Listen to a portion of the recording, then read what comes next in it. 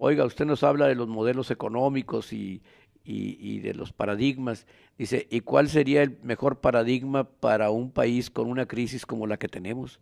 O sea, preguntan en serio. Preparados, pues los muchachos pues se prepararon para preguntar. Porque traen cultura, los medios de comunicación generan una cultura, así como puede ser para que estén al día cómo anda la violencia, también hay temas de cultura que están implícitos en los comentaristas, en los paneles, en las sesiones. Al doctor Romeo Flores Caballero, que empezó a hablar del cardenismo allá en Santiago, pues un chamaco le preguntó, oiga, eh, ¿y qué es? Porque habló de las políticas del gobierno del general Cárdenas en el campo, en los obreros, en la educación, y decía, y le pregunta a un alumno, ¿y en qué consistiría aplicar una política como la del general Cárdenas ahora? O sea, preguntas. ¿Por qué? Porque es un chamaco informado de lo que se está hablando, pues en educación, por ejemplo. Y, y hacían preguntas eh, de contenido, claro, como obligando al conferencista a que tomara una postura, pues me parece mejor esto, me parece mejor lo otro.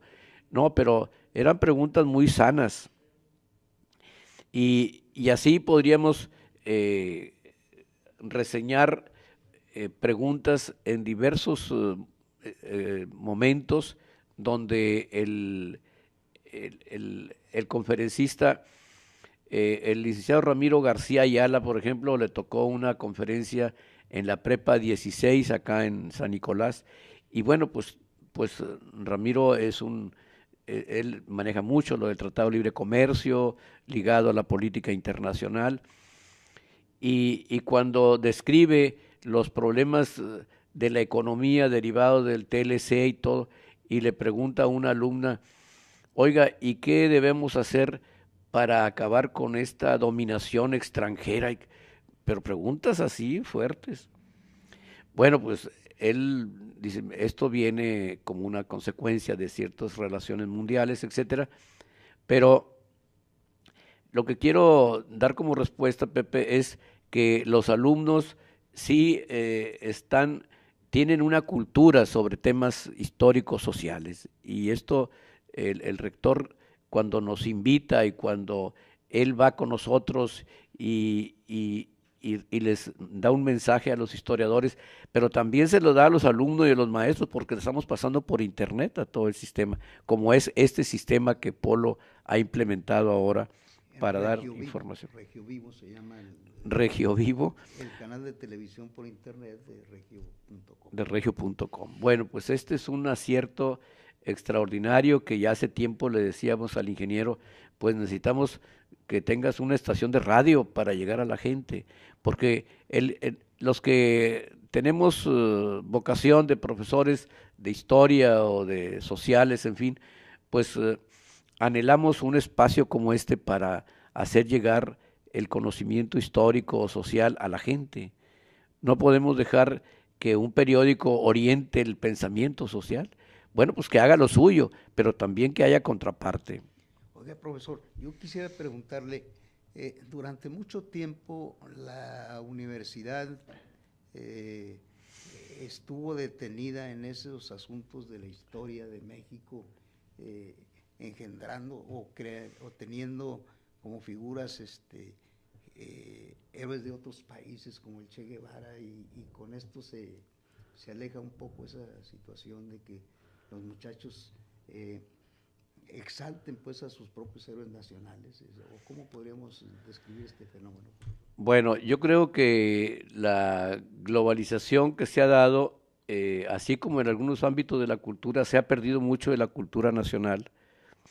También en la enseñanza de la historia, los ingleses nos decían, miren, nosotros tenemos música universal, sin fronteras.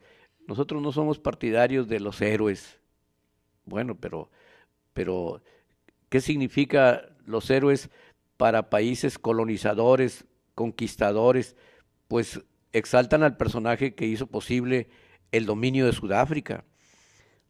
Pero acá nosotros, pues no podemos exaltar a Cortés o al otro, pues tenemos que pensar en los personajes que lucharon por la independencia. Y creo que aquí es donde está la diferencia entre la historia que nos exportan desde los países colonizadores a la historia que se produce en los países colonizados. Cuando se llegó al 400 aniversario, pues rodó en varias partes de América Latina la cabeza y el cuerpo de las esculturas, de los monumentos a Cristóbal Colón. ¿Por qué? Pues porque ya estábamos en un periodo en que la raza mestiza y los aborígenes pues estaban reivindicando su propia nacionalidad. Yo creo que los movimientos que se dan en el siglo XX y que implica una especie de internacionalización, pues tenemos que sopesarlo en términos de lo que significa los movimientos de México y de América Latina, que tienen elementos de identidad contra el enemigo común, ese es el asunto. Pero bien, yo creo que aquí podemos hacer una pausa y pues volver sobre esos temas, Pepe. Profe, vamos a una pausa. Vamos a seguir hablando de historia en Sábado de Historia con el profesor Arturo Delgado Moya. Gracias por la atención que nos están brindando nuestros televidentes. Regresamos en un momento. Adelante.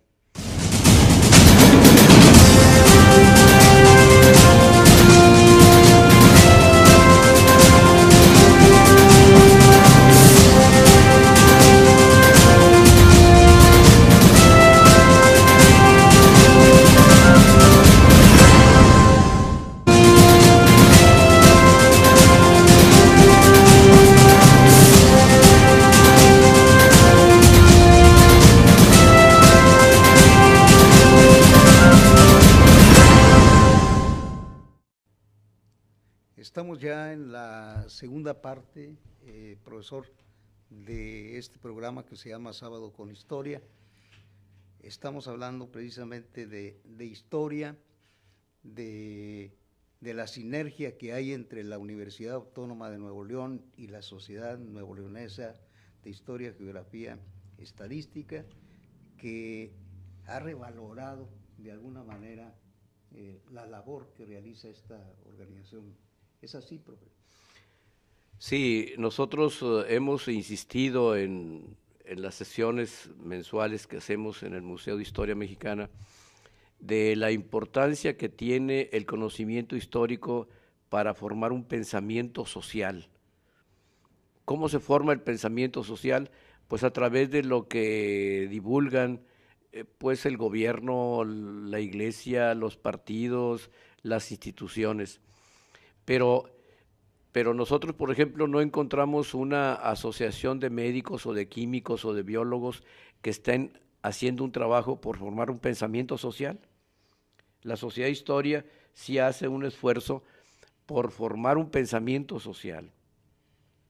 Ese pensamiento social es en base al conocimiento que tienen nuestros socios de algunos aspectos de la historia de México. Los historiadores no dominan toda la historia ni de Nuevo León, ni de México, ni de América, ni del mundo, sino conocen aspectos particulares que han investigado, que han leído, que se han dedicado a la enseñanza. Y por eso la difusión del conocimiento histórico para nosotros es muy importante.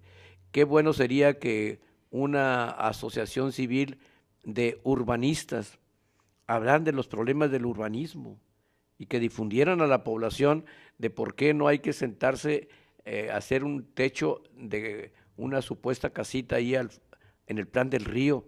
Pues hay que fomentar un pensamiento social para que la gente vaya buscando las mejores condiciones de vida y que aporten lo suyo, no que consideren que el gobierno debe decir si sí o no.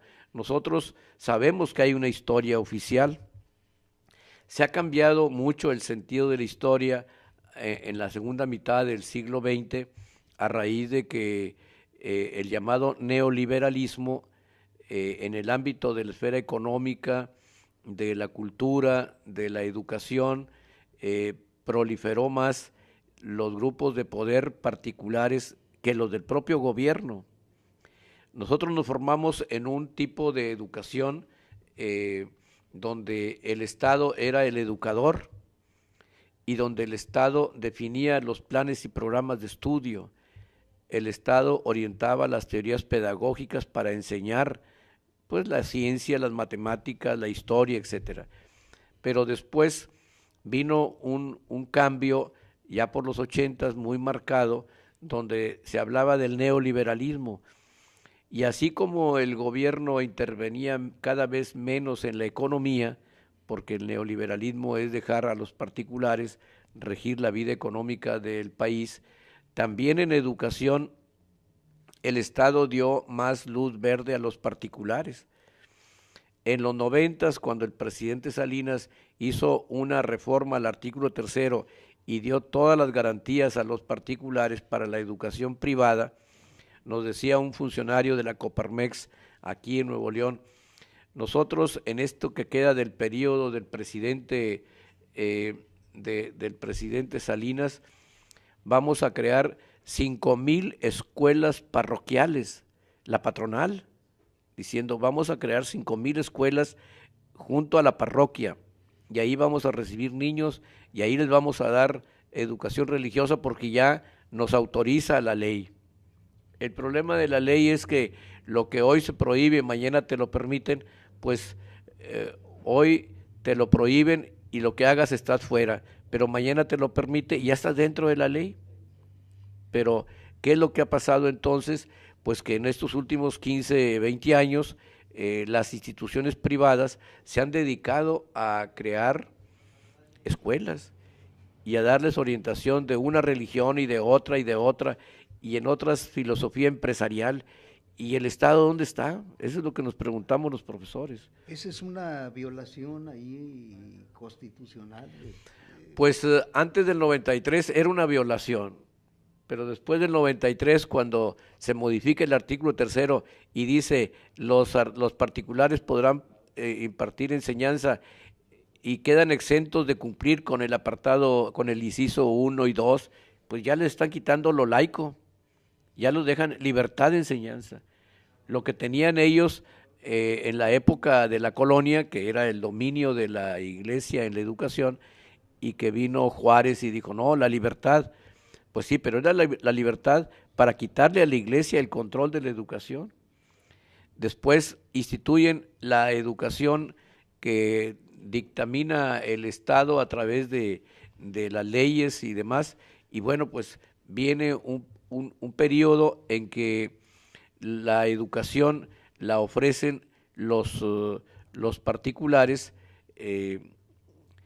pues a escondidas enseñando religión, pero después de que se modifica el artículo 3, pues ya no es a escondidas. Decía el profesor Humberto Ramos Lozano, cuando éramos inspectores y llegábamos a un colegio religioso, nos recibía alguien y corría la voz en todos los salones, cambien las imágenes, porque cuando no estaba el inspector, estaba una imagen, un cuadro grandote de la Virgen María, de cualquier santo, pero nada más llegaba el inspector de la escuela, de la secretaría, y cambiaban la imagen y ya estaba Benito Juárez y Hidalgo y todo.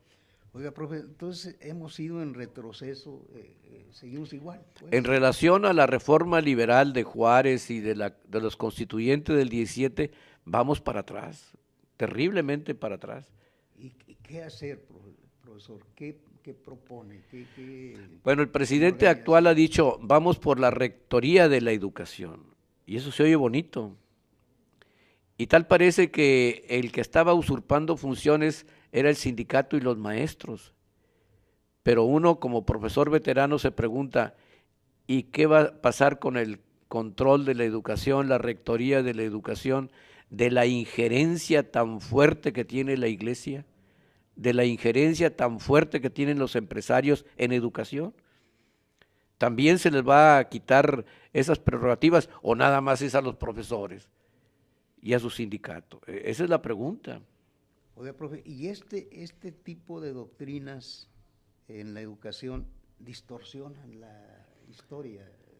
de alguna manera. Volvemos al punto, si la educación ha jugado en la historia de la humanidad, la enseñanza de la historia ha jugado un papel de identidad nacional de los grupos, de los gremios, de las naciones, y si esto se deja, y el Estado ha sido el rector, pero si el Estado deja esta responsabilidad y la deja a los grupos de la sociedad que pueden generar políticas educativas, vamos a la anarquía ideológica.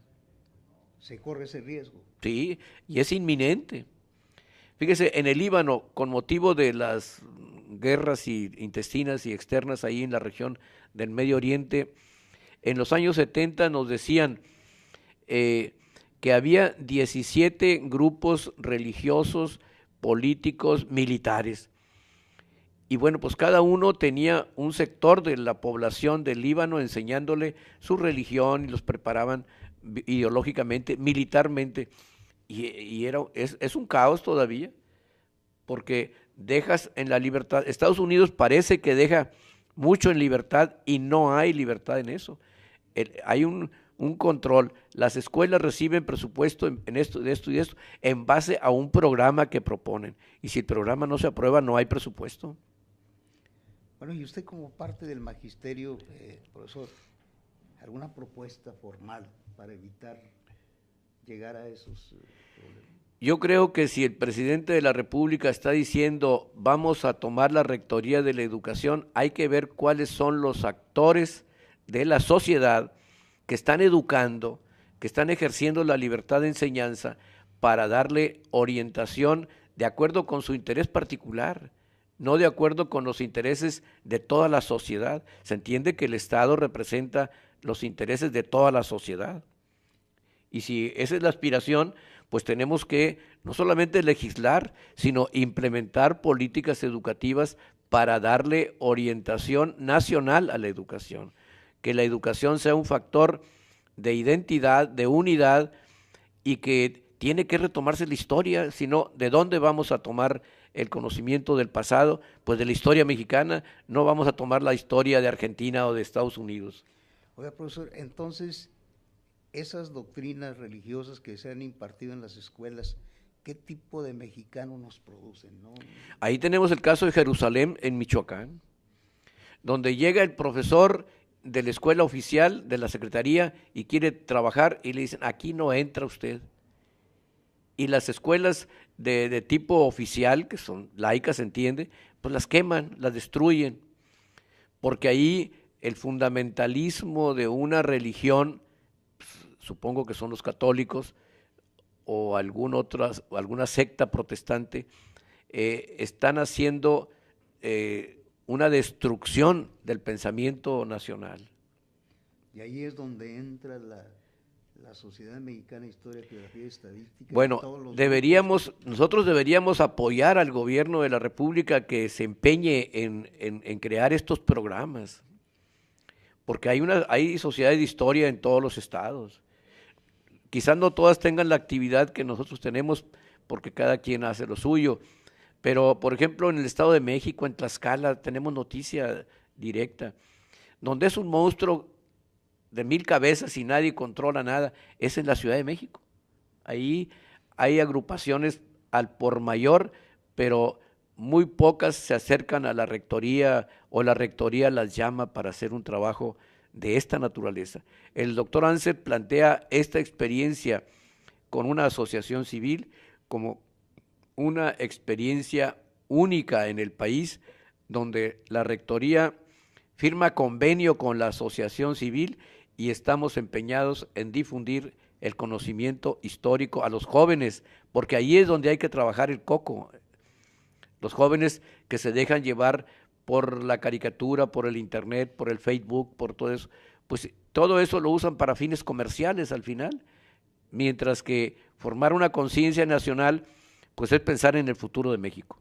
Entonces, con este plan que trae el rector, hacia allá vamos, pues a orientar a la juventud. Yo así lo entiendo, lo hemos hablado con él está entusiasmado en este programa, porque no tratamos de generar un pensamiento anarquista, no tratamos de generar un pensamiento que nada nos importa de nada, sino que los socios lo hacen con mucha responsabilidad. Inclusive un abogado fue y habló del periodo de López Mateos y la Revolución Cubana, ahí en la Prepa Técnica Médica, y estuvo explicando en qué consistía la política de no intervención, el sustento de la política de no intervención, y consecuentemente se defendía a que un pueblo, como era el pueblo cubano, pues definiera su gobierno. Y por eso el pueblo de México, el gobierno de México, siempre mantuvo relaciones diplomáticas con Cuba, cosa que no hicieron el resto de América Latina, porque de allá el embajador americano decía se rompe y se rompen las relaciones. México, apoyado en la doctrina de no intervención, una doctrina de un personaje Estrada, bueno, pues esto le dio a México un prestigio internacional invaluable, y por eso nosotros participamos de jóvenes en defensa de la autodeterminación. ¿Y esta política, Estrada, se ha perdido, se perdió en los sexenios de los gobiernos panistas? Terriblemente, yo creo que el presidente Fox, pues, pues parecía que iba a enderezar el barco por otro rumbo, y se le perdió la brújula porque hay un evento internacional en Monterrey, y viene el presidente cubano y le dice, pues nada más cenas y te vas, yo voy a estar contigo en la mesa, como diciendo, pues te trato muy bien, pero nada más cenas y te vas porque si no, no llega el presidente americano. Bueno, pues ¿quién se iba a tragar la píldora de que el señor de motu propio estaba haciendo eso? Pues estaba de acuerdo con la embajada. Y luego cuando empezó a decir, no, es que había presiones internas allá en Cuba, y dice Fidel, a ver, vamos a escuchar la grabación, y ¡pum! La grabación inédita de las llamadas telefónicas del presidente mexicano con el presidente cubano, y ¿quién queda exhibido ante la opinión pública internacional? Pues es el gobierno mexicano.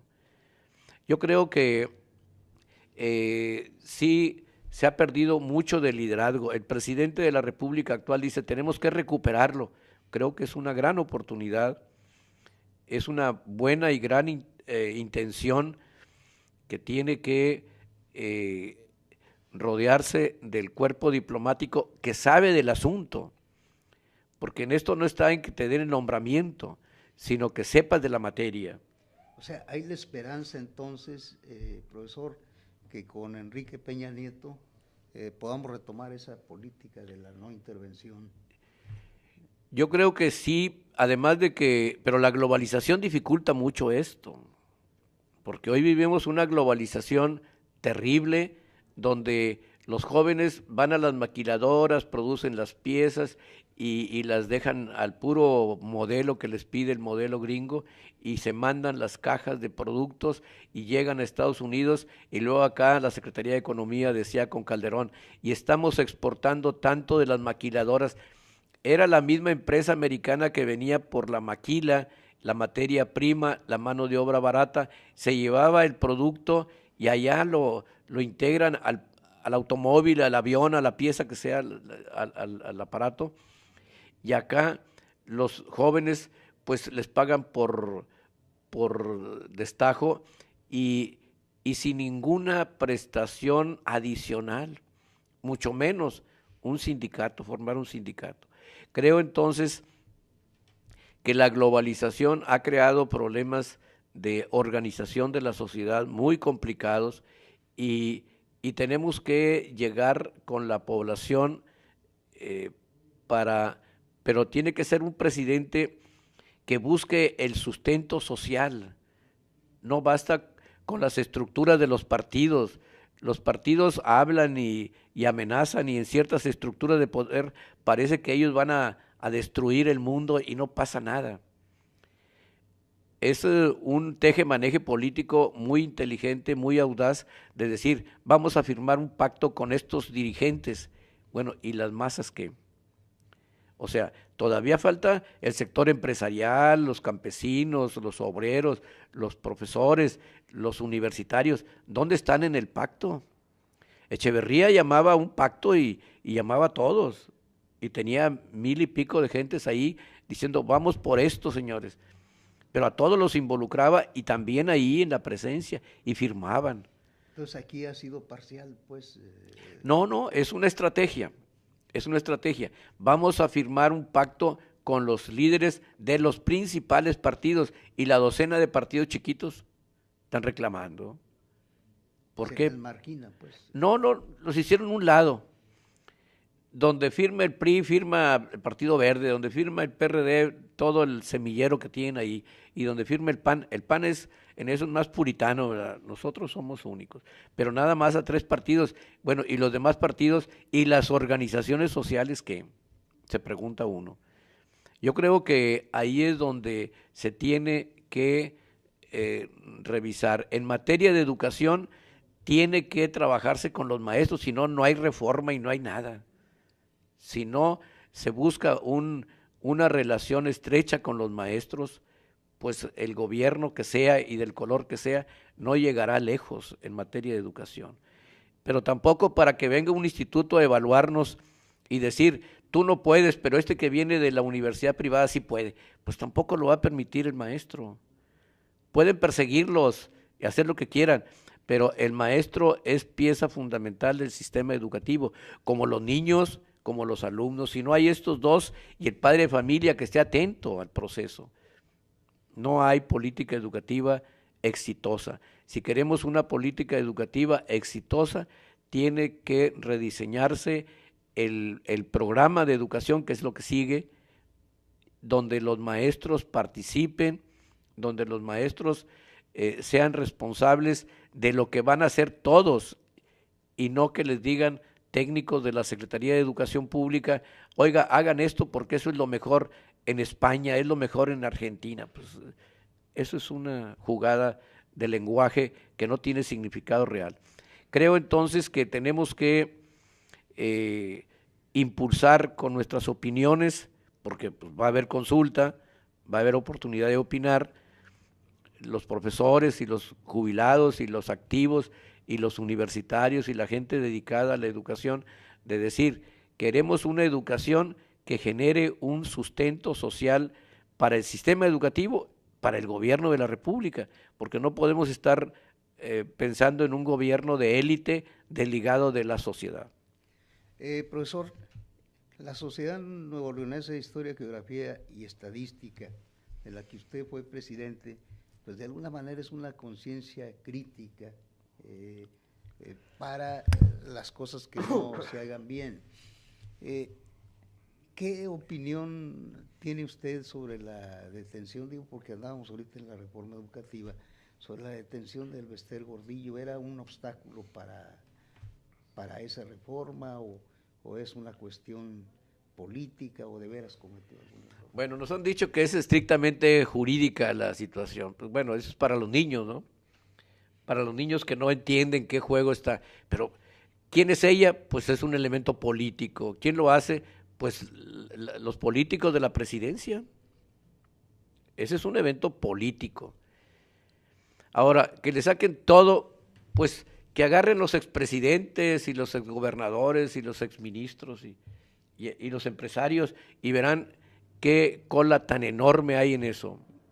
Que bueno, decía un rector allá en los 70s, dice, mira, cuando queremos correr a un director le aplicamos una auditoría, que equivale a una pequeña acción de la Secretaría de Hacienda, ¿no? Le aplicamos una auditoría y lo sacamos. Ah, pero quieren correr a un director amigo nuestro, le aplicamos una auditoría y va a salir bien. O sea, esto es el manejo político de la auditoría. Es un traje hecho a la medida según las circunstancias. No, esta es una pantalla que nos meten a la dirigencia a un problema jurídico mientras van a avanzar acá en lo político, en la reforma. Pero eso es transitorio. Los maestros pueden quitarles los líderes, pero los maestros van a hacer lo suyo en el momento en que se tengan que definir políticas educativas. La reforma educativa es una acción política del Estado, que se hizo ninguneando, dejando de lado a los maestros y ahora la persiguen a los directivos. Bueno, pues el gobierno es de poder a poder y el que tiene más poder, pues somete al que tiene menos poder en términos jurídicos y políticos. Pero yo creo que eso tendrá que entrar en razón. Pues mire, un señor que va de la Secretaría de Gobernación a la Secretaría de Educación Pública, pues aguas, porque se las sabe todas. ¿Qué es lo que está pasando? Yo creo que es un evento político estrictamente de gran dimensión que pueden generalizar la represión contra muchos dirigentes nacionales, seccionales, en fin. Pero yo creo que el sistema educativo demanda atención a los maestros, a los alumnos, a los contenidos educativos y también retomar esto. Si el Estado va a tomar la rectoría, que sea en serio, que vea cuáles son los actores de la sociedad que marcan política educativa y que los metan al orden bajo la ley actual o una nueva ley, porque esta ley está incompleta. Profe, vamos a otro corte, vamos a una pausa, vamos a regresar, no veo por ahí el productor. Vamos a una pausa y retornamos con otros 30 minutos. Cómo no, con mucho gusto, Pepe. Gracias.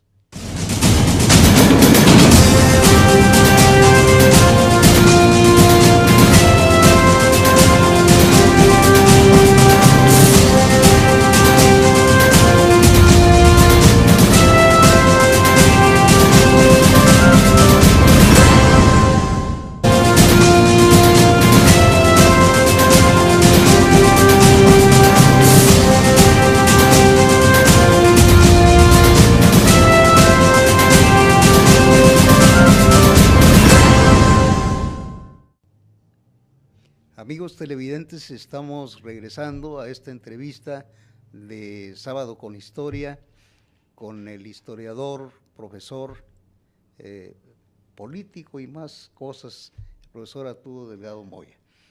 No se vaya, en esta segunda parte vamos con cosas más interesantes. Acabamos de hablar el tema que está de moda, el tema de la detención de la profesora Elbester Gordillo. Nos metimos ahí en ese tema porque es un tema de actualidad, pero vamos a continuar aquí con el profesor Arturo Delgado Moya para que nos explique por qué es importante la historia. Bueno, pues hay varias definiciones de la historia, pero nosotros desde que estudiamos en la Normal Superior, en la Facultad de Filosofía, y después como profesores, siempre consideramos a la historia como una ciencia social, dicen algunos teóricos, madre de otras ciencias, porque cuando hablamos de la historia del hombre, bueno, pues tenemos que ubicarlo geográficamente, culturalmente, sociológicamente, antropológicamente. O sea, tenemos que estudiar al ser humano en una actividad productiva, de organización, de ejercicio de poder, y siempre la historia nos da los elementos que hace posible una visión de la totalidad de la existencia del hombre. Así podemos estudiar la vida del hombre primitivo, de las ciudades-estados en Grecia, en Atenas, en Esparta, en Roma, pero también podemos Vasconcelos era un intelectual mexicano de los años 20 que decía, tenemos que enseñar la historia de los mayas, de los aztecas, de los incas, al igual que como enseñamos la historia de los griegos, de los hindúes, de los chinos, de los franceses. Es decir, parte de la cultura universal. No tenemos que ver la cultura de nuestros pueblos aborígenes como pues eran anteriores a la civilización. ¿Y cuál civilización nos trajeron los españoles?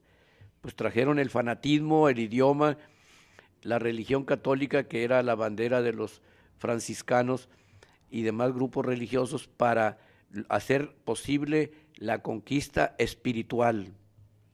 Mientras que Cortés y la banda de guerreros que traía, pues venían a la conquista física. y luego encontraron divididos a los pueblos aborígenes y los tlaxcaltecas se unieron a los españoles para dominar a los aztecas. Y dice uno, bueno, pues, y de repente le rendimos culto a los tlaxcaltecas que anduvieron por acá, guiando a los españoles para conquistar el noreste, llámese Saltillo, Bustamante, Villaldama, Guadalupe. Había tlaxcaltecas, porque ellos eran los que sabían las formas de lucha de los indígenas. Bueno, pues ese es un capítulo de la historia que todavía se plantea, se analiza, se discute, pero no nos ponemos de acuerdo porque la historia de los pueblos aborígenes es poco estudiada. Estudiamos más al español, al conquistador, al colonizador, siempre en desventaja en la opinión de lo que eran los pueblos aborígenes.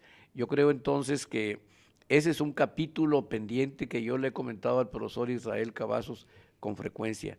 ¿Y cuándo vamos a estudiar, a escribir en favor de los indígenas?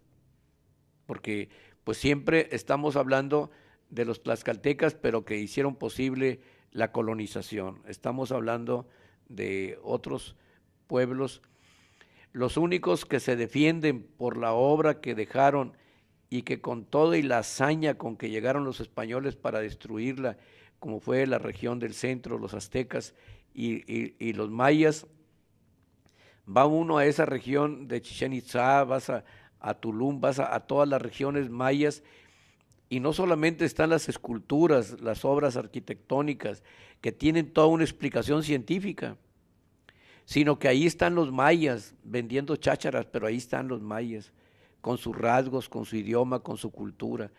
Y bueno, el chamaco maya te puede hablar en francés, en español, en japonés, en inglés, porque así llega el turista y él aprende de todos ellos. Quiero decir con esto que la historia de nuestros pueblos no se... Hay libros que dicen la visión de los vencidos, la historia de los vencidos. Es un poco tratar de rescatar la historia de nuestros pueblos aborígenes. Yo creo que ese es un punto pendiente en la agenda de la historia. Cómo debemos rescatar la cultura, qué elementos de la cultura precolombina debemos destacar, que la conozcan nuestros jóvenes, nuestros niños, para que también sientan identidad con aquellos pueblos, porque estamos totalmente fuera de contexto. Estamos estudiando y enseñando la historia que nos dijeron los españoles, enseñen esto, y que la madre patria y todo lo relacionado con la colonización. Hasta hace poco se ha ido rompiendo ese esquema y se va enseñando la historia con un sentido más racional, con enfoques más propios de la de lo que es la recuperación de los valores científicos, artísticos. Había un personaje, Rius, que nos decía, para aprender algo de los aztecas, y nos decía todo el avance científico de los aztecas. ¿Y qué trajeron los españoles? Pues trajeron las enfermedades contagiosas y trajeron chácharas ahí que no sirvieron para nada. Pero creo que ha habido momentos en la historia donde se trata de rescatar la cultura aborigen, y es aquí donde tenemos que ser muy conscientes de que tenemos que hacer algo por rescatar la cultura, porque esa es la historia de nuestros pueblos aborígenes, que la destruyeron los españoles. En el centro de la Ciudad de México, de pronto se les ocurre escarbar para ver cómo está el subsuelo, y se encuentran con una obra arquitectónica. Y dicen, bueno, pues ¿qué pasó? Pues que los españoles vinieron y sepultaron todo aquello. Y las edificaciones que están en el centro histórico de la Ciudad de México es sobre obras de arquitectura azteca. Y es aquí donde uno tiene que repensar la historia. La historia debe llevarnos a la verdad, pero una verdad racional. Y claro, si queremos defender la cultura de nuestros pueblos, pues tenemos que asumir una responsabilidad de escudriñarla, de interpretarla y de decir todo lo positivo, pero también todo lo negativo que nos trajeron los españoles. Oiga, profesor, y entonces, ese es por un lado, y con respecto a nuestros héroes, precisamente esa distorsión, algunos como que se les ha tratado como traidores, otros como que sí. ¿Podría aclararnos esa situación? Digo, porque hablamos de Miguel Hidalgo, hablamos de Francisco Villa, hablamos de héroes más conocidos, pero hay algunos que como que son prietitos en el arroz, ¿verdad? Así, de eso podríamos así precisar más, porque como que hay, en el caso de Vidaurri o de los que quisieron ser emperadores, ¿verdad? Allá por España, o sea, ¿cómo está esa situación? Yo creo que esa historia de México, que hay las varias tendencias, pero hay dos fundamentales. Quienes se han formado o nos hemos formado en el conocimiento de la historia, si hablamos de, bueno, de la conquista y colonización, pues alguien puede hacer elogios de los españoles y decir nos trajeron la religión católica y el lenguaje, bueno, e ignorar la cultura aborigen. Bueno, pues eso tiene un punto de vista, eso tiene una implicación. ¿Para qué voy a enseñar la historia en esa dirección? Para justificar el sistema colonial de 300 años. Y ya que se da la voltereta en el siglo XIX y que se lucha por la independencia, pues también va a haber los promotores, los impulsores, los simpatizantes de la independencia de México, pero también todo lo que habían dejado los españoles en el sistema educativo y cultural. Entonces, los insurgentes van a ser liberales, van a ser lectores de las lecturas evidentes de tipo liberal, patriótico, y otros van a estar pensando en la monarquía, porque eso fue lo que estuvo dominando por años. Así pues, en la independencia va a haber el insurgente liberal y va a haber, decíamos al principio, el insurgente conservador como Iturbide, que en una sesión por ahí con Héctor Humberto Covarrubia nos decía una abogada, es que para mí Iturbide es el héroe. Bueno, pues es tu héroe porque tú eres conservadora, pero para otros, Vicente Guerrero, Morelos, Hidalgo, son los héroes. ¿Por qué? Porque ellos aspiraban a una independencia de España y de la monarquía, y es ahí el detalle. Después viene el periodo álgido de la Reforma y Juárez y todo el grupo de liberales pues son patriotas porque rompen con la iglesia. Ah, pero ¿qué dicen los conservadores que fueron a traer a Maximiliano y después los ejecutaron en Querétaro, a Miramón y Mejía? Pues que ellos estaban en favor de la monarquía todavía a mitad del siglo. Y viene después el porfiriato con el criterio de un imperio de la ley, con una combinación de liberales y conservadores, y es ahí donde viene un movimiento revolucionario que va a dar dos líneas de pensamiento a los que ahí surgen. Una por la vía de un liberalismo, de un capitalismo, un individualismo, y la otra pensando de que la Revolución Mexicana era parte de un proyecto para el socialismo mexicano. Y bueno, pues estuvieron luchando internamente y el periodo de Lázaro Cárdenas representa la tendencia al socialismo, a la mexicana, pero un socialismo con un poder de masas, con un poder del Estado muy fuerte, con una educación socialista, con una universidad socialista, que esto no quería nada con el socialismo. Bueno, pues creo entonces que la historia la vamos interpretando de acuerdo con la ideología de cada quien. Pero el Estado mexicano, ¿qué tiene que hacer? Pues se han disputado dos corrientes, la que soporta el liberalismo con vías a la república, a la soberanía, y la otra que quedó desfasada en la época de Juárez, que no tiene nada que ver con la república, ni con la democracia, ni todo esto. Yo creo que es aquí donde los personajes pueden ser héroes para unos y no héroes para otros, o pueden ser traidores según se quiera la magnitud, pero yo creo que la historia implica un conocimiento que se interpreta, y en la interpretación está la lucha de los que aspiran al progreso y de los que aspiran al retroceso. Entonces, requiere más estudio la historia para evitar esas distorsiones, pues, digo, porque esas dos corrientes provocan ahí de repente pues ciertas dudas, ¿no, profesor? Sí, es inevitable las corrientes de pensamiento en la historia, como en la filosofía, como en la religión, como en lo jurídico. Yo creo que este conocimiento de la historia, lo importante sería darle suficiente información al lector, al alumno, para que él se vaya formando un juicio. Porque no podemos decir que Juárez no tuvo errores, por ejemplo, o que Hidalgo no tuvo errores, o que Vicente Guerrero no tuvo errores.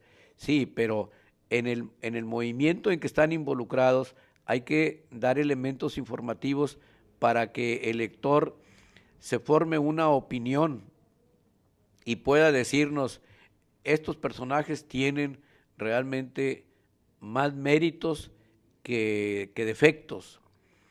Pero el que andaba buscando el apoyo en Francia para traer gobernantes, porque acá era un desorden, y vienen y se hacen jefes del ejército conservador, imperial, y dejan a Nuevo León para irse de ministros de Economía, de Hacienda, porque ese es el gobierno que requerimos, bueno, pues ya esa es una traición.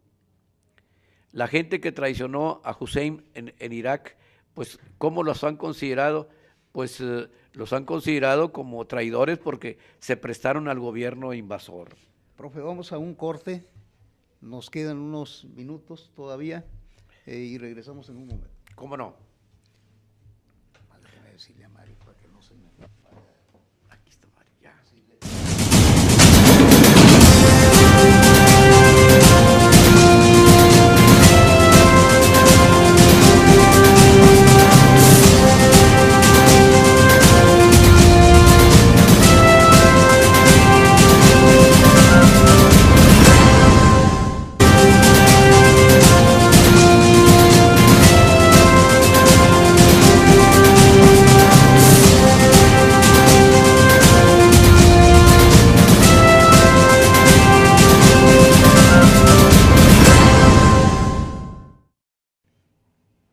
Estamos ya en los minutos finales, en la recta final de esta entrevista con el profesor Arturo Delgado Moya.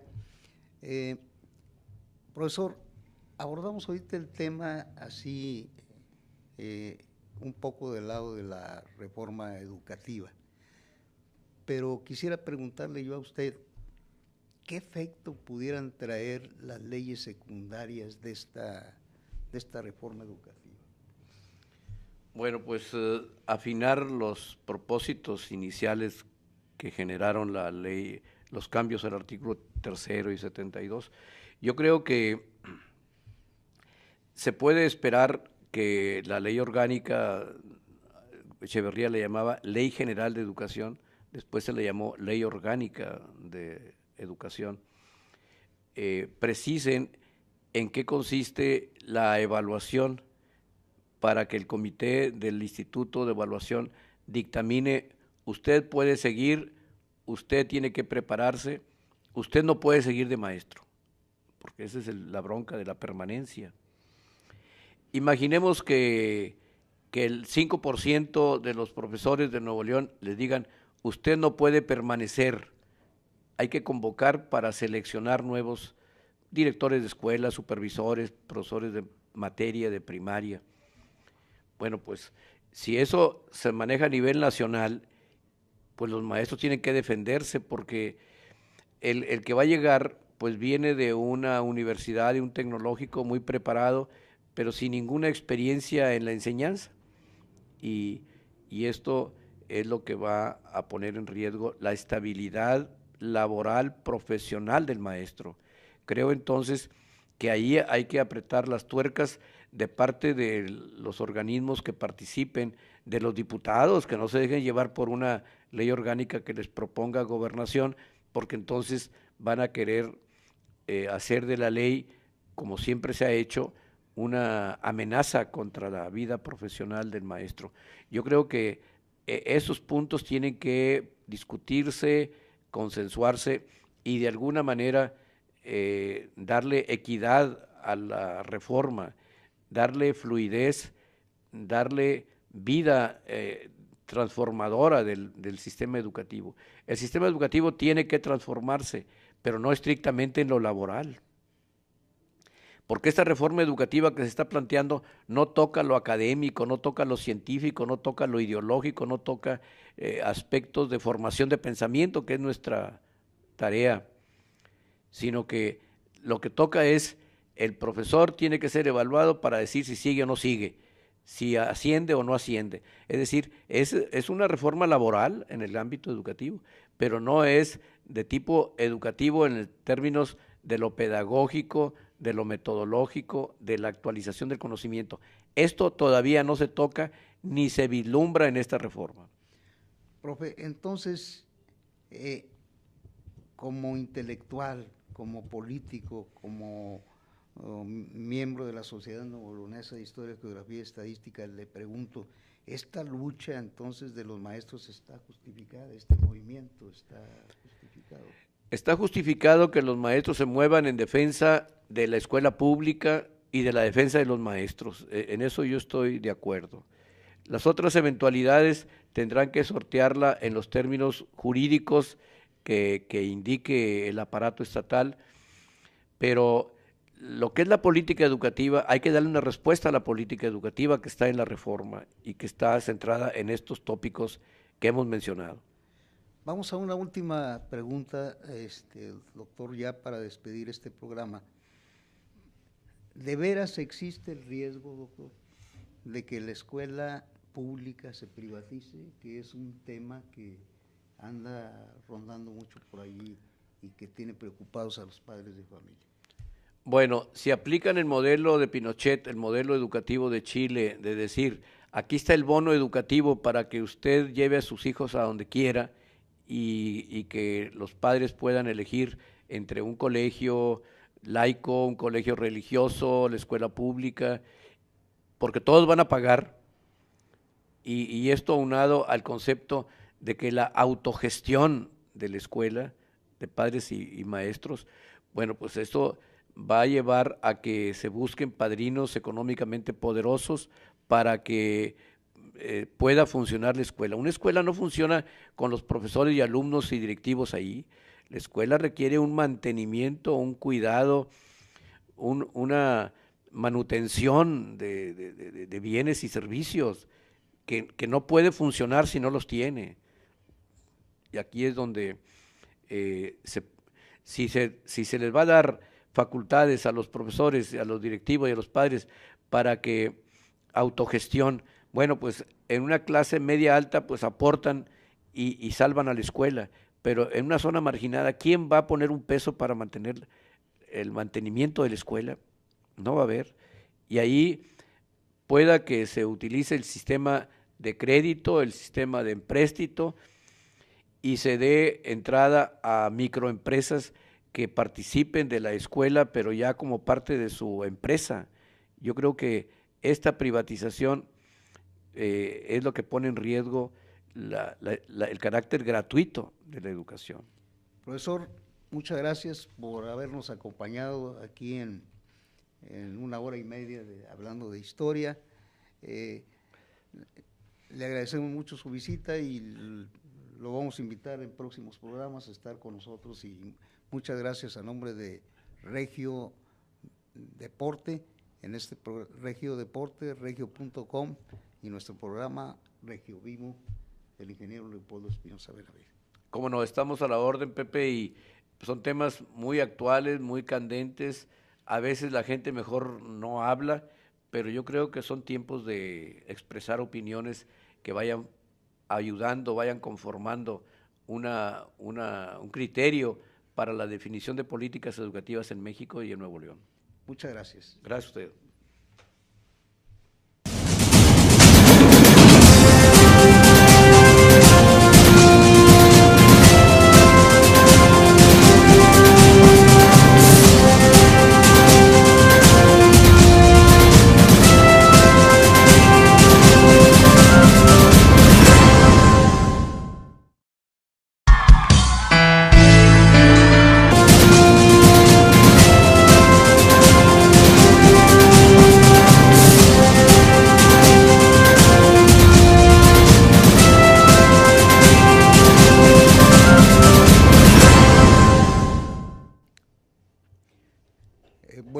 Buenos días, hoy es sábado de historia y nos acompaña en el estudio el profesor y licenciado José Mario Elizondo Montalvo. Él es cronista del municipio de Pesquería y nomás déjeme decirle antes, profesor, que ya han desfilado por este estudio el cronista de Linares, Armando Leal Ríos, Emma Reina de Zaragoza, el cronista de García y bueno, alguien que se me escapa por ahí.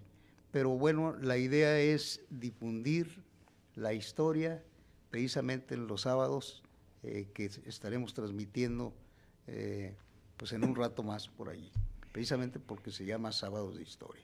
Y sin más, don Mario, pues bueno, le damos la bienvenida aquí a… Sí, agradezco a ustedes, principalmente a la empresa regio.com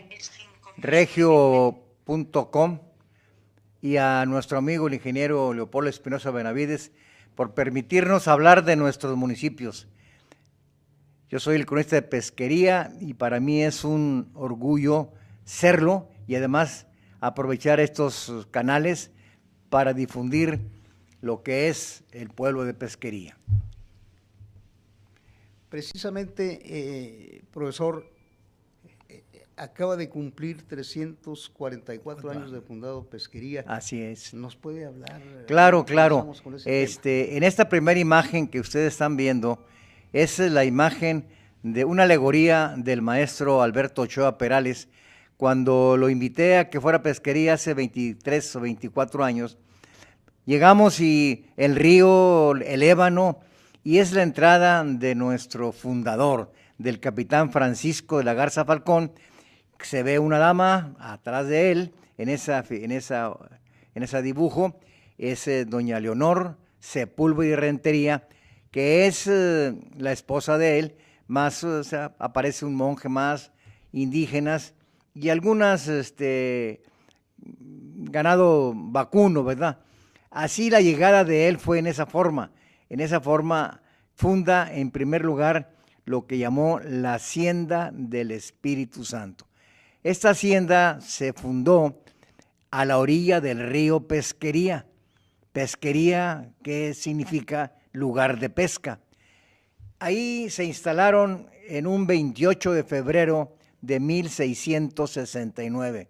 Precisamente, ahorita usted mencionó que estamos cumpliendo 344 años.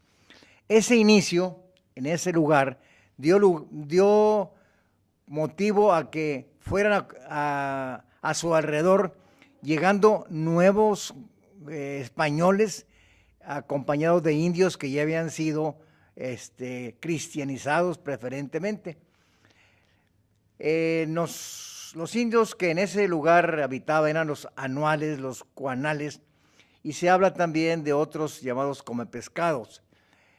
Cuando se inició, estaba muy cerca del río esta fundación, de tal suerte que en el año de 1709 vino un ciclón muy grande que obligó a trasladar la base de este municipio, la cabecera del municipio, hacia el oriente, como a unos 700 o 500 metros, que es donde ahorita se encuentra.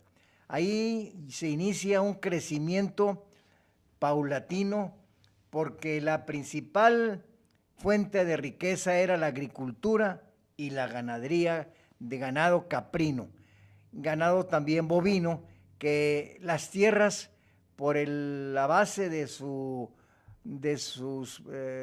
zacates, por lo que es el producto natural de la tierra, daba lugar a un buen sabor porque es salado, un poco salado. El río se conoce como agua dura porque no es agua muy potable. Sin embargo, en el transcurso del río hay veneros que es de agua potable. Agua precisamente para tomarse, ¿verdad? La palabra potable pues vino después, pero era agua muy propia para la alimentación. Crece el río esa vez y deja pues muchas de las casas en abandono porque la destruye, y ahora estamos en un lugar ya más propio, en lo alto, y creo que ahí es cuando se inicia el crecimiento de nuestro pueblo. Podemos hacer una serie de menciones, si cambiamos la imagen, una serie de menciones en lo que se refiere a lo que es la base de las primeras pobladores. Ahí aparece un dibujo de un buen amigo, Santiago, que es dibujante, pues aficionado, ¿verdad? Pero con las características de los de apellido de la Garza y Falcón, creó esta figura que representa a nuestro capitán Francisco de la Garza Falcón, a la que le hemos dado pues difusión, no solamente en lo que es la medalla que se otorga hasta a partir de hace 5 años, sino hay unos pequeños bustos a la entrada de la actual pesquería para darle el merecimiento, honor que se merece. La siguiente imagen nos representa, vamos a poner la siguiente imagen, que es, bueno, aparentemente es una imagen de la plaza principal. Queremos hacer vamos a dejar la imagen esa, vamos a hacer un recorrido histórico a partir de 1810, perdón. En 1810, al declararse la Guerra de Independencia, aquí ustedes por la historia saben que llegó Mariano Jiménez como representante de este grupo independentista, y al llegar a Pesquería, la noticia, Pesquería sí formó parte de los que estaban de acuerdo en nuestra independencia de México. Y hay un caso para mencionarlo, para dar valor a esta información. El año de 1813 se le otorga a Torrejón, general Torrejón, fue a Pesquería y recibió un apoyo no en personal para incorporarse, sino se le otorgó caballos y también alimento suficiente para que siguiera en ese proceso de la independencia. Estamos hablando de 1813. Hacemos un pequeño brinco al año de 1844. En el día 21 de julio de 1844 se decreta por el gobierno del estado que podía convertirse ya el municipio Pesquería. Pero, ¿qué sucede? Pues no llegó a manos de ellos lo que se refiere a un reglamento para poder convocar a elecciones. Y aparte de eso, no hay que olvidar que en el año de 1846 nos invaden los norteamericanos. Pasan por una parte que se conoce como Zacatecas en Pesquería, pasa la tropa norteamericana y más tarde se le conoce como una visita de un coronel May buscando a uno de los principales jefes del ejército mexicano que iban a defender la patria. Pero realmente no encontró a nadie, regresa, y en esa batalla de Monterrey, que es una batalla gloriosa para nuestro pueblo, dadas las circunstancias de un país invasor, podemos decir que nuestros abuelos de pesquería vinieron a combatir a los norteamericanos. Termina esa invasión después de que llegan a México el 47 con la heroica participación de los niños héroes, y ahí ya se pacifica, se hace lo que todos conocen, la pérdida de gran parte del territorio. Así es que pues ya hubo las suficientes posibilidades de llevar a efecto una elección. Le voy a pedir al joven que nos haga el favor de pasar secuencias de nuestras, sin tomar el tiempo necesario. Secuencia nada más para irnos platicando nosotros sobre pesquería. Nosotros tuvimos como primer alcalde a don Calixto García. Él fue el primero que ocupó el cargo de presidente municipal en pesquería. Ya era términos del 47 y ya al terminar su año de ejercicio, cada alcalde de aquel entonces era un año el ejercicio que ellos tenían para ofrecer sus servicios gratuitos como alcaldes. No había ningún sueldo en aquel entonces. El segundo alcalde fue don Francisco Guerra y Guerra. Don Francisco Guerra y Guerra fue uno de los más valiosos alcaldes que podemos mencionar. Incluso hay un reconocimiento para él en una placa que se colocó en la presidencia municipal, porque él fue el que empezó las gestiones para delimitar los espacios que corresponden a la plaza principal, la iglesia y las casas consistoriales que viene siendo la presidencia. No se logró en ese año, sino fue hasta el año de 1852, cuando por fin se termina lo que es la presidencia municipal. En este avance del tiempo hubo pues mejoras, definitivamente, llegan más ciudadanos, se arreglan las acequias que de un principio formaban parte de esto. Hay una acequia que llaman la acequia madre, que pertenece a la parte norte de pesquería, que es una de las principales acequias con las cuales se regaba la mayor cantidad de las huertas. No hay que olvidar que era muy poca población, una población no más de 400 a 500 gentes, que fue creciendo a 1000 y pico de gentes con esta oportunidad que don Francisco hizo de limitar lo que era la zona del casco de la ciudad, del pueblo, porque todavía no tiene la categoría de una ciudad. Sigue el proceso de los años avanzando y podemos hablar más adelante, durante la época del imperio de Maximiliano, nuestro pueblo se mantuvo fiel a la república. Había y hay en la actualidad gentes muy liberales que han sabido manejar lo que es la libertad y el valor de una constitución política como la que rige nuestro país. En ese año de 1864, el don Benito Juárez, después de estar en San Luis Potosí, y luego llegar hasta Saltillo y hacer en la segunda visita a Monterrey, acompañado de su esposa, doña Marita Maza de Juárez, nace aquí en Monterrey uno de sus hijos. Y a los pocos días de haber nacido, para ser exactos, en el día ya en agosto del 64, de 1864, sale ella con destino a Estados Unidos y en su recorrido pasa por pesquería.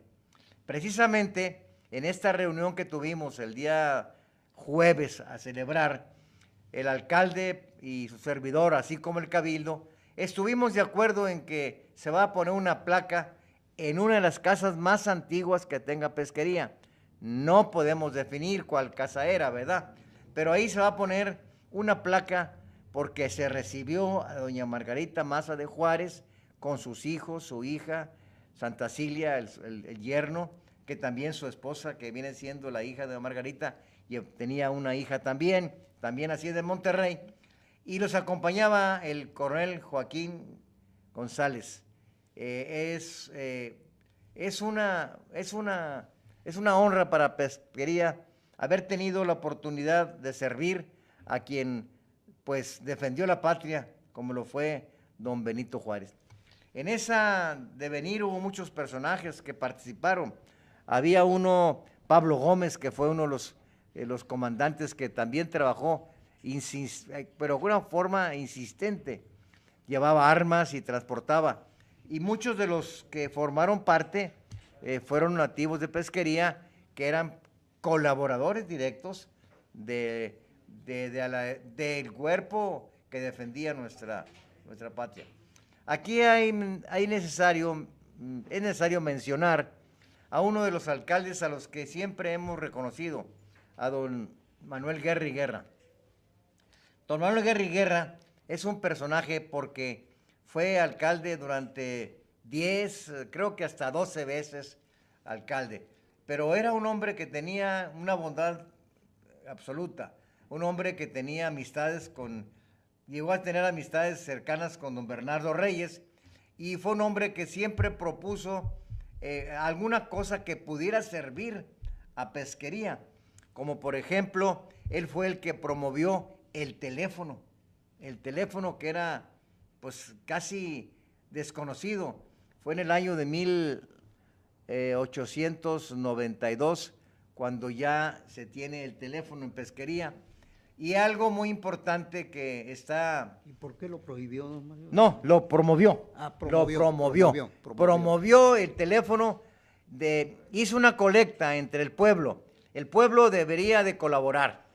Entonces, compran lo que es el servicio del telefónico, y es curioso, pero hay datos muy, muy simpáticos. Por ejemplo, si tú habías sido colaborador para la compra del teléfono, tenías 5 minutos gratis. Y aparte de eso, si te hablaban de alguna parte, te cobraban 3 centavos por irte a llamar. Pero si te pasabas de los 5 minutos que te tocaban, te cobraban $1 por minuto. Los que no fueron colaboradores, para usar el teléfono pagaban 5 centavos. Y si les llamaban, les cobraban 3 centavos. Esta que parece un poco risible, estas cifras, pues imagínate la importancia de tener un teléfono en Pesquería, pues a finales de los 1800, que era algo muy valioso. Como ese un ejemplo, don Manuel también en el año de 1900, ya en los 4, lanzó la convocatoria para darle la nomenclatura a las calles. Y lo comentamos hace unos días en el aniversario que transcurrió, que la plaza principal no se llama Juárez, se llama Mariano Escobedo, gracias a una serie de personajes de Pesquería que estuvieron en la guerra contra los franceses y fueron compañeros de Mariano Escobedo, propusieron a que se llamara Mariano Escobedo la plaza. Claro, hay otra plaza que lleva el nombre de don Benito Juárez. Estos calles fueron con los principales personajes de la historia: Hidalgo, Allende, Amasolo. O sea, las calles de la cabecera municipal tienen esa oportunidad de rendirle culto a nuestros héroes. Pero estamos avanzando a pasos agigantados.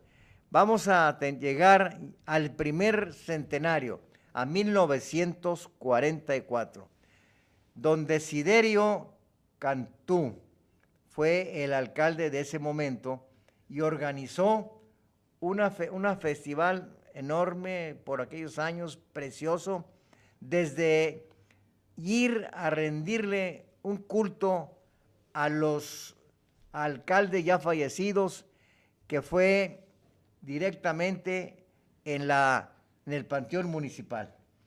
Ese comentario que te hago ahorita del Panteón Municipal lo hice de referencia ahora que estuvo nuestro alcalde acompañando ahí, porque podemos mencionar, con tal vez sin error, de que el inicio de un aniversario de fundación, nada más Pesquería lo inicia rindiéndole culto a los alcaldes ya fallecidos. Ahí estábamos presentes. Ahorita hablaremos de eso más adelante. Cuando ese programa fue un programa muy extenso, hubo cantos, hubo festivales, hubo fiesta, declamaciones, y el secretario del ayuntamiento, don Carlos Caballero Villegómez, hizo la crónica, el primer libro que hay, que es base para nosotros de pesquería, apuntes para la historia de pesquería, un libro basado en la historia real de pesquería. Don Carlos Caballero nos dejó esa herencia a la cual a él recurrimos para las consultas, pero más adelante hemos tenido la oportunidad de ir a los archivos y vemos cómo se puede avanzar o cómo hemos avanzado en otras investigaciones propias de lo que es el pueblo de Pesquería.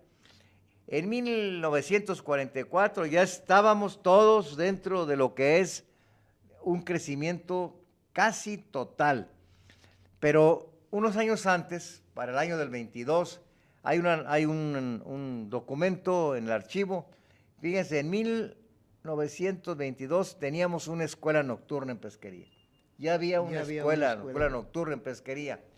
Y pues eso es honroso para el pueblo. Avanzando, y porque es importante decirlo, en estos momentos en Pesquería está cubierto completamente la enseñanza educativa, preescolar, primaria, secundaria, y tenemos un Cebetis, que es un agregado del que está en Cadereyta. No hay ahorita alumnos que no tengan cupo en las escuelas de pesquería. Entonces, don Mario, esta introducción nos parece muy interesante. Vamos a entrar en un ratito más a las preguntas propias de todo lo que nos ha contado, y vamos a un corte y regresamos en un ratito. Gracias.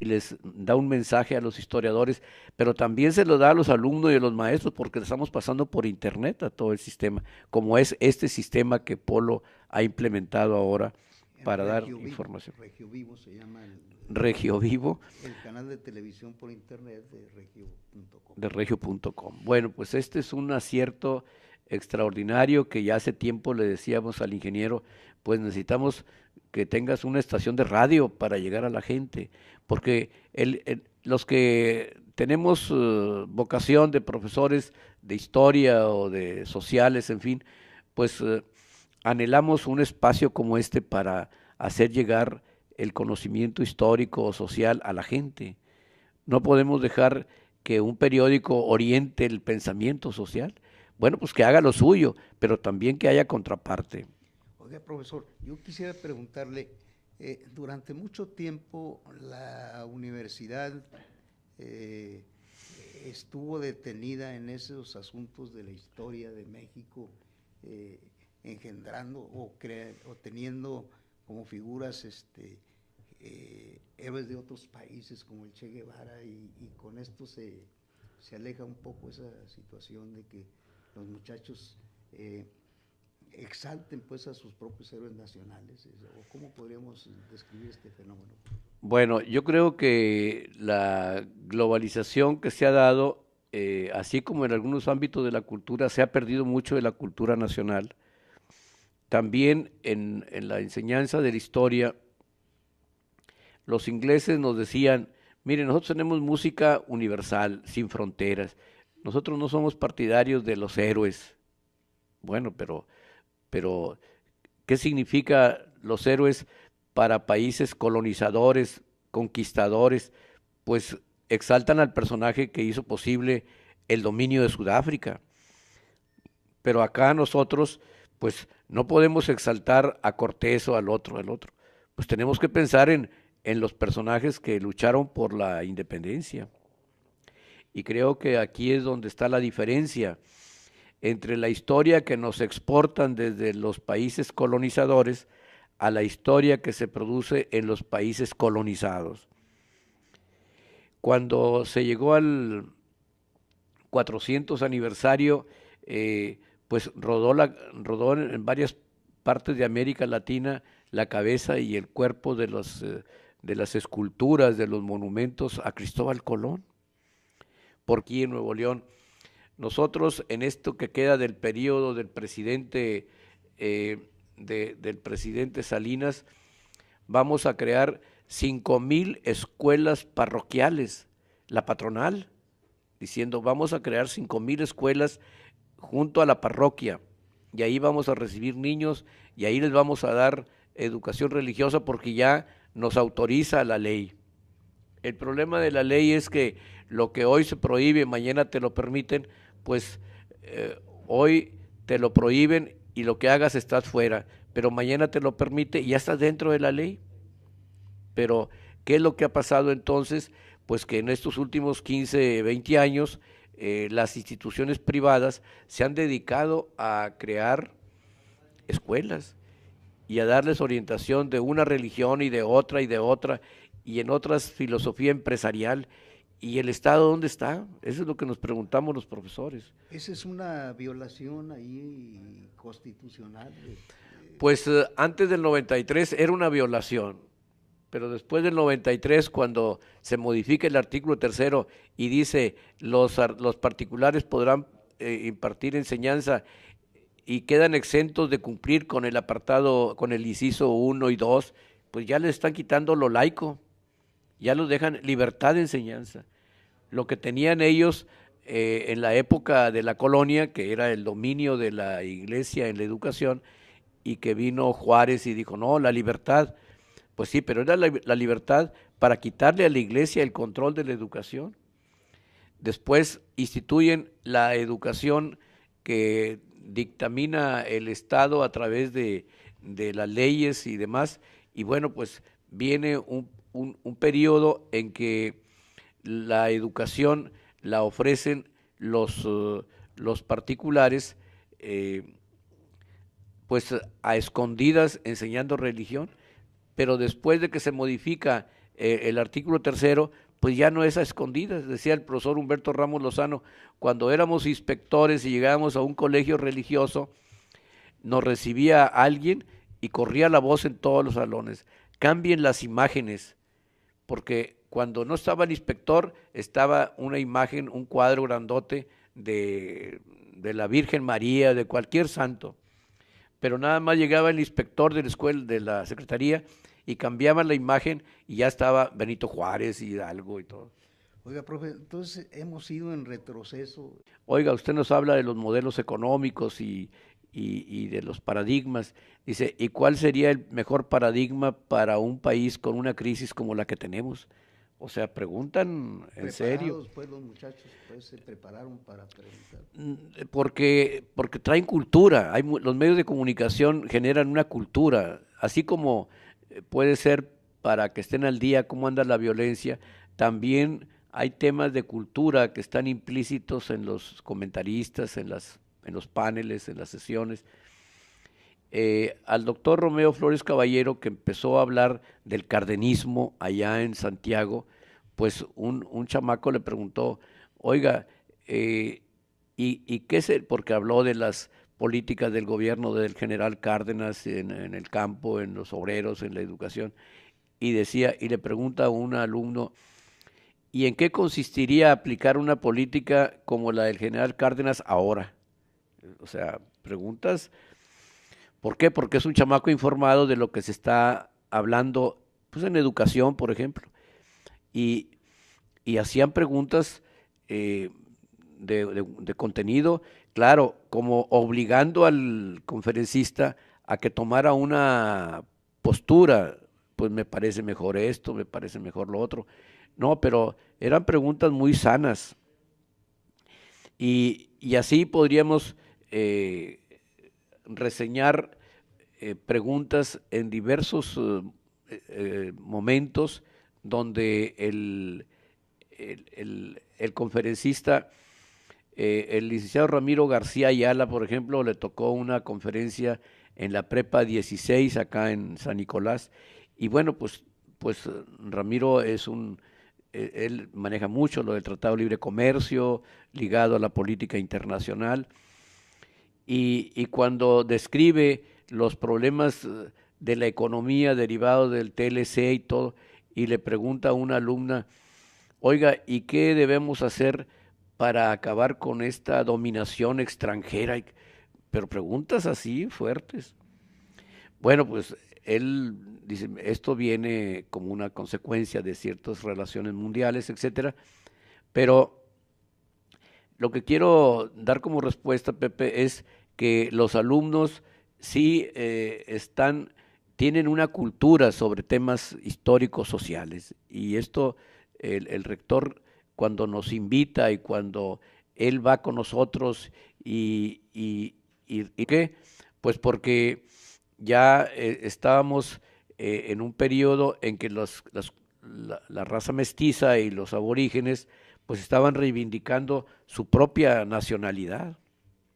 Yo creo que los movimientos que se dan en el siglo XX y que implica una especie de internacionalización, pues tenemos que sopesarlo en términos de lo que significa los movimientos de México y de América Latina, que tienen elementos de identidad contra el enemigo común. Ese es el asunto. Pero bien, yo creo que aquí podemos hacer una pausa y pues volver sobre esos temas, Pepe. Profe, vamos a una pausa. Vamos a seguir hablando de historia en Sábado de Historia con el profesor Arturo Delgado Moya. Gracias por la atención que nos están brindando nuestros televidentes. Regresamos en un momento. Adelante.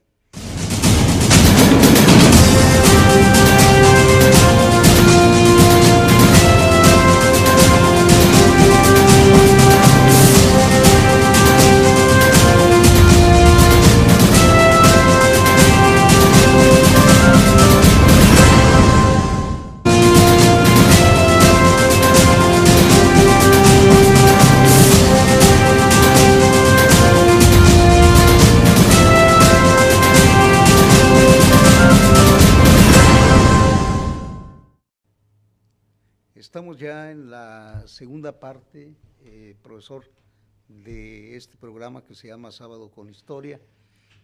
Estamos hablando precisamente de historia, de la sinergia que hay entre la Universidad Autónoma de Nuevo León y la Sociedad Nuevo-Leonesa de Historia, Geografía, Estadística, que ha revalorado de alguna manera la labor que realiza esta organización.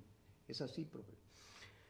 Sí, nosotros hemos insistido en las sesiones mensuales que hacemos en el Museo de Historia Mexicana de la importancia que tiene el conocimiento histórico para formar un pensamiento social. ¿Cómo se forma el pensamiento social? Pues a través de lo que divulgan pues el gobierno, la iglesia, los partidos, las instituciones. Pero nosotros, por ejemplo, no encontramos una asociación de médicos o de químicos o de biólogos que estén haciendo un trabajo por formar un pensamiento social. La Sociedad de Historia sí hace un esfuerzo por formar un pensamiento social.